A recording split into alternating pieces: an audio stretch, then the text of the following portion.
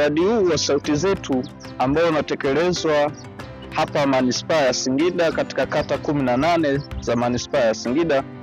Mradi huu unahusu watu wenye ulemavu au kwa majina mengine tunasema watu wenye mahitaji maalum.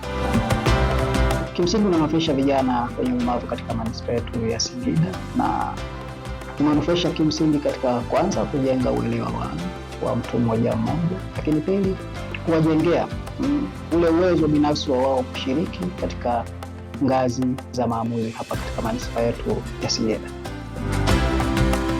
Programu hii imeniathiri mimi binafsi kutokana na kujengea uwezo ambao sisi kama vijana wenye ulemavu tuweze kujieleza katika majukwaa mbalimbali ya kisiasa. Baada ya ujio wa mradi huu wa Sauti Zetu umetujengea ujasiri sisi kama watu wenye ulemavu kushiriki katika vikao vya maamuzi, kujengea uthubutu na umetujengea hali ya kujiamini. Huu mradi unawanufaisha kwa ajili ya kuhamasisha na kuwapa elimu juu ya masuala yote ya uongozi, kiuchumi na kisiasa. Jamii nyingi zilikuwa zinaamini kwamba kijana yeyote au mtu mwenye ulemavu hawezi akafanya jambo lolote kwa sababu eti kwa kuwa yeye ni mlemavu.